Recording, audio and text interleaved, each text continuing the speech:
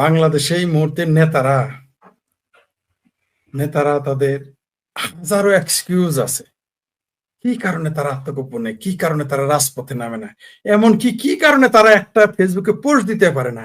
ইউটিউবে আসা তো দূরের কথা, তারা ফেসবুকে একটা পোস্ট দেয় না তাদের পরিবার, কারণ খলের ছলের অভাব হয় না।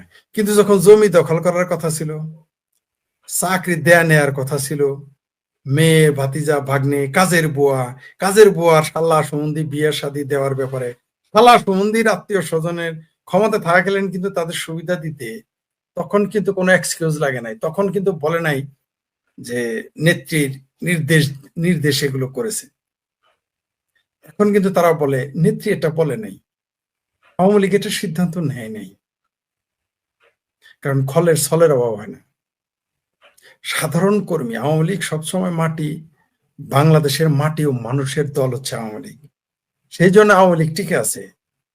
এরকম অবস্থায় যদি বিএনপি চলে যায়, যেমন এইবার যে স্টিম রোলার চলেছে, এই স্টিম রোলার যদি বিএনপির উপরে চলে, আপনি বিএনপি নামক দলকে খুঁজে পাবেন না। আর সমূহ সম্ভাবনা রয়েছে ঠিক এইবার যেভাবে ইউনূস সরকার এবং বিএনপির সরকার, মুসলেকা সরকার যেভাবে বাংলাদেশ আওয়ামী লীগ এবং মুক্তিযুদ্ধের পক্ষের মানুষের উপরে স্টিম রোলার চালাচ্ছে, এটা যদি আওয়ামী লীগ ফিরে এসে রিপিট করে, মানে ডাবল করতে হবে না, 5 গুণ বাড়াই দিতে হবে না, যা করেছে ততটুকু করে, আপনি বাংলাদেশে বিএনপি নামক কোন রাজনৈতিক দল খুঁজে পাবেন না, কারণ তারা মাটি ও মানুষের দল না। আওয়ামী লীগ মাটি ও মানুষের দল বলেই যে জায়গাদের দেখালেন, এই ধরনের মানুষগুলো আছে বলেই তারা টিকে আছে, টিকে থাকবে। এটাই হচ্ছে আওয়ামী লীগের অ্যাডভান্টেজ। এই কারণেই নেতারা কখনো আত্মগোপনে থাকে, কখনো লম্বা কথা বলে, এরা মাঠে আসবে না। কারণ আমি কয়েকজন আওয়ামী লীগের নেতাকে জিজ্ঞেস করেছিলাম, কাকতালীয় ভাবে তাদের সাথে আমার যোগাযোগ হয়েছিল, আমি তাদের বলেছি যে বড় ভাই বা নেতা, আপনারা মাঠে নামতেছেন না কেন? বলছে যে মাঠে নামলে তো এখন টিকেই থাকতে পারি না, আমাদের তো জীবন নাশ হবে। ওকে, পরে বললাম আপনারা ফেসবুকে কেন আসেন না? বলে ফেসবুকে আসলে তো আমরা বিপদে পড়ে যাব। বললাম ইউটিউবে কেন আসেন না? ওই ইউটিউবে আসলে তো আমাদের চিনে ফেলবে।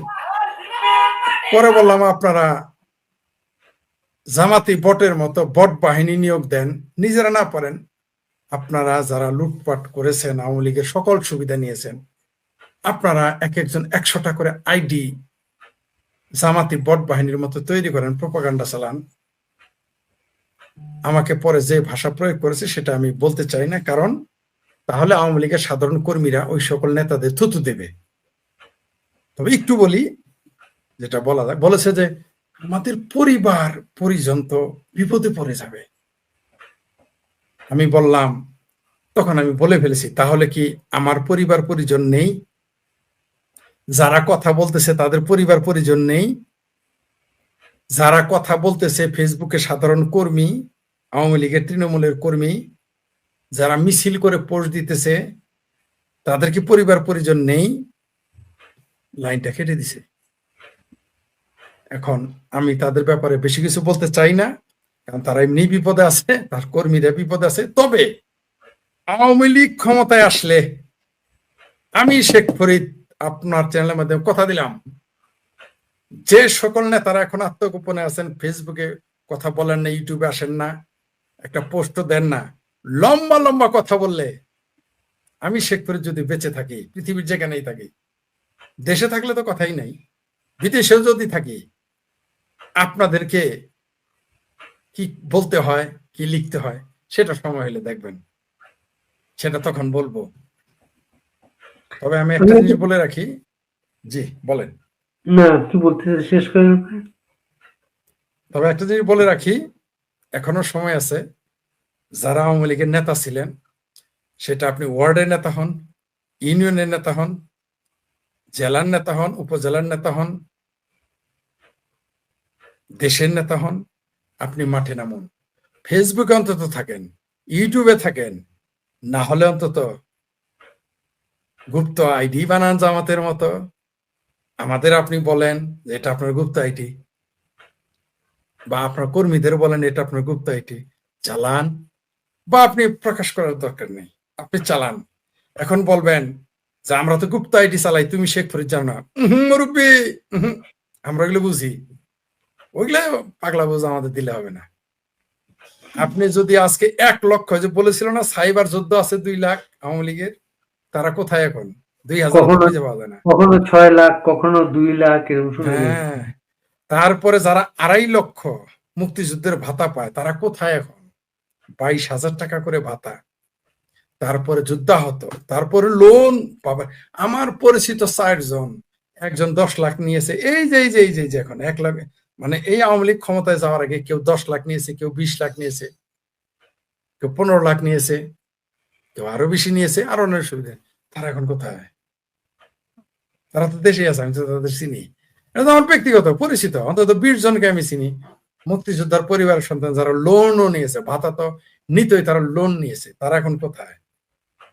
ওই 20 জন আমি একদিন পোস্ট দিয়েছিলাম, তারা কিন্তু, এই 20 জন আমার সাথে ব্যক্তিগত পরিচিত, আমার পরিবারের সাথে তাদের কোনো না কোনো ভাবে যুক্ত আছে। তারা আমার বাচ্চাদের জন্য তো একটা চকলেটও কিনে দেয় না কোনোদিন তারা।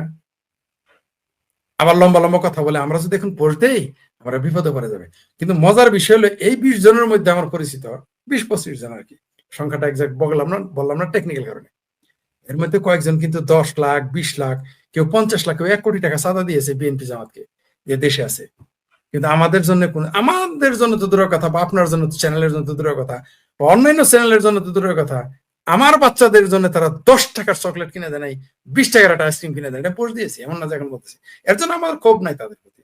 আমার বাচ্চা তাদের চকলেট খাওয়ার জন্য বসে নেই, এক আমার নেতাকে বাচ্চারা আজকে তাদের চকলেট জিজ্ঞেস খাওয়ার বসে নেই। করেছিলাম, এক নেতাকে জিজ্ঞেস করেছিলাম আজকে, যে আপনার নেত্রী বলতেছেন আপনি দেশে আসার জন্য, আপনি আসেন না কেন? উনি বললেন, আমি যদি আসি, আমি যদি অ্যারেস্ট হয়ে যাই, এই যে আপনার সাথে এখন কথাবার্তা বলতেছি, কর্মীরা কথা বলতে পারতেছে, তখন তো আপনি পাবেন না। ও, কর্মীদের পাবে না, না?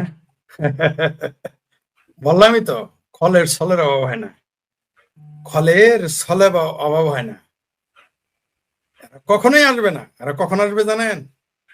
এই সুবিধাবাদী নেতারা যখন শেখ হাসিনা ক্ষমতায় আসবে, দেখুন, ওরে বাপ রে বাপ, আবারও সেই তার বাড়ির যে পাড়া রাখে, পাড়া ভেড়া পালে, তার বাড়ির যে গরু রাখে, তার বাড়ির যে মুরগি দেখে, তার বাড়িতে যে বাজার করে, এদের অত্যাচারে আপনি আবার থাকতে পারবেন না, এটা ঘটবে। কিন্তু অত নালে আদেশের না, এইবার আমরা ওই সুযোগ দিব না। বাংলাদেশের যারা আওয়ামী লীগ এবং মুক্তিযুদ্ধের পক্ষের তৃণমূলের কর্মী, যারা নিবেদিত, তাদের প্রতি যদি একটু অবিচার করা হয়, ওই নেতাদের কি বলতে হবে, কি না করতে হবে আমরা জানি। ইউনূসের যদি তবদা লাগাই দিতে পারি, জামাতের যদি তবদা লাগাই দিতে পারি, মুসলেকা সরকার তারেক রহমানের যদি পাগলা বানাই দিতে পারি, আপনাদেরও কিছু আমরা করতে পারবো। আমরা তো ক্ষমতা নেওয়ার জন্য যাবো না, আমরা তৃণমূল আওয়ামী লীগের পক্ষে কথা বলবো। আমি বলে দিয়েছি, আগামীতে আত্মীয়গিরি, এলাকাগিরি চলবে না। আওয়ামী লীগের যারা, তাদেরকে গার্মেন্টস এর একটা সিকিউরিটি গার্ড নিতেও তাদের দিতে হবে নিয়োগ আগে, আওয়ামী লীগের তৃণমূলের নেতা ও কর্মীদের। তারপরে যদি কোটা থাকে তারপর অন্যদের। এই 6টা ইসলামী ব্যাংক তথাকথিত, এই 6টা ইসলামী ব্যাংকের পিয়ন থেকে শুরু করে ডিজি, যদি আওয়ামী লীগের এবং মুক্তিযুদ্ধের পক্ষের লোক না নিয়োগ দেওয়া হয়, আমি শেখ ফরিদ তখন আওয়ামী লীগের বিরুদ্ধে যুদ্ধ ঘোষণা করব। ঠিক যেরকম বলেছিলাম জামাতের বিরুদ্ধে আমি যুদ্ধ ঘোষণা করব যদি তারা ক্ষমতায় যায়। যেদিন জামাত ক্ষমতায় যাবে ওই দিন থেকে আমার যুদ্ধ ঘোষণা শুরু, এবং যুদ্ধ করবো। তেমনি আওয়ামী লীগের বিরুদ্ধে যুদ্ধ ঘোষণা করবো যদি আওয়ামী লীগের সাধারণ কর্মী নেতাদের চাকরি না দিয়ে, আবার যদি জামাতের এবং স্বাধীনতা বিরোধী এবং এই যে যারা 5ই আগস্টের জুলাই সন্ত্রাসী ছিল 24-এ, তাদের চাকরি বাকরি ব্যবসা বাণিজ্য দেয়, মুঝসে পুরা কই নেহি হোগা, তখন এখন যেমন জামাতের খাল তুলে ফেলি, বিএনপির চামড়া তুলে ফেলি, তখন আওয়ামী লীগের মাথার চুল একটাও রাখবো না। আমি শেখ ফরিদ বলে দিলাম, আমি আওয়ামী লীগের পক্ষে, মুক্তিযুদ্ধের পক্ষের সাধারণ কর্মীদের পক্ষে তখন যুদ্ধ করবো আওয়ামী লীগের বিরুদ্ধে। একটা মানুষকেও যদি তারা যদি এদের বাইরে রাখে কোনোদিন, আপনি পারবেন? জামাতের কোন ইসলামী ব্যাংকে একটা, আওয়ামী লীগ তো দূরের কথা, বিএনপি লোককে তারা চাকরি দিয়েছে? কোনোদিনই দেয় নাই।